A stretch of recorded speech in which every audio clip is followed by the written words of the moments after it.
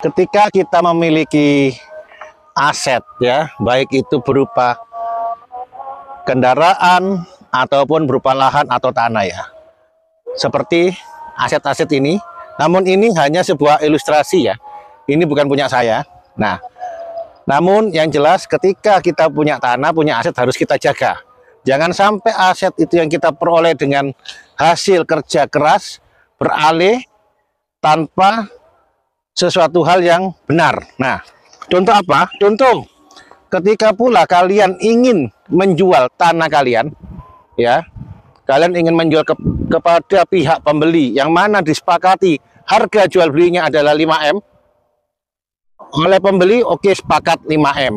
Namun, ya, namun dalam kenyataannya, ketika penjual itu tidak menerima pembayaran sepeser pun, ya, karena apa? Karena ia begitu percaya dengan kolega yang satunya, si pembeli ini menyerahkan pembayarannya kepada pihak makelar atau broker, bukan langsung kepada pihak penjual.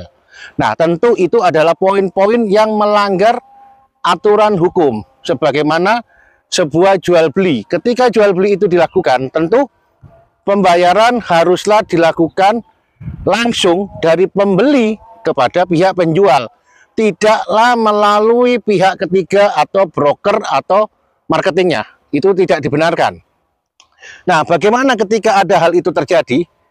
Maka tentu selain melanggar aturan hukum, perjanjian jual beli juga bisa dibatalkan. Terlebih ketika kesepakatan jual belinya itu batas waktunya adalah 1 tahun harus dilunasi, tetapi pihak pembeli tidak melunasi, sudah barang tentu ia melakukan sebuah perbuatan melanggar hukum, ya, adanya wan prestasi, adanya perbuatan melanggar hukum atau PMH. Nah, seperti itu ya.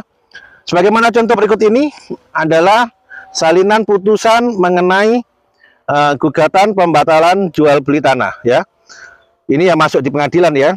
Jadi putusan ini adalah putusan from Pengadilan Negeri Sidoarjo ya, di mana lagi dan lagi dalam penanganan perkara, langsung kita masuk di dalam poinnya ya. Kami posisi sebagai pihak penggugat mengadili, menolak eksepsi tergugat seluruhnya. Oke. Kemudian dalam pokok perkara mengabulkan gugatan penggugat seluruhnya ya. Menyatakan perbuatan tergugat dan tergugat, karena ada 2 ya, tergugat 1 dan 2, telah merugikan penggugat. Menyatakan perjanjian jual beli tertanggal sekian-sekian tahun 2022 antara penggugat dan tergugat batal dan tidak mempunyai kekuatan hukum mengikat. Oke. Selanjutnya menyatakan surat pernyataan tertanggal sekian-sekian antara penggugat dan tergugat batal dan tidak mempunyai kekuatan hukum. Menyatakan surat kuasa tertanggal sekian-sekian juga batal ya, atau tidak mempunyai kekuatan hukum mengikat. Menghukum tergugat untuk mengembalikan semua surat atau dokumen tanah objek jual beli dalam perjanjian pengikatan jual beli tertanggal sekian-sekian berupa letter C dengan nomor sekian-sekian. Kemudian selain letter C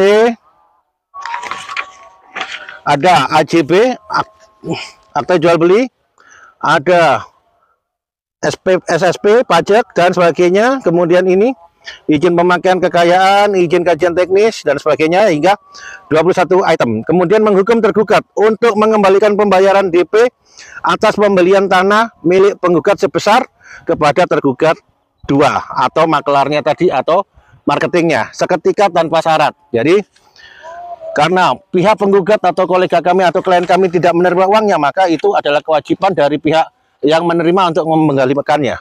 Kemudian menghukum tergugat dan tergugat ini kita tutup memang ya secara tanggung renteng untuk membayar biaya perkara ini. Jadi pesan saya, pesan kami tentunya ketika kalian melakukan transaksi, pertama haruslah benar-benar mempunyai itikat baik. Itikat baik untuk apa? Untuk menyelesaikannya ya, dan komitmen. Oke. Apabila tidak, maka tentu upaya hukum, gugatan hukum baik pidana maupun perdata bisa kalian terima. Oke, thank you. Hendro Kusumo Lawyer menyapa kalian. See you.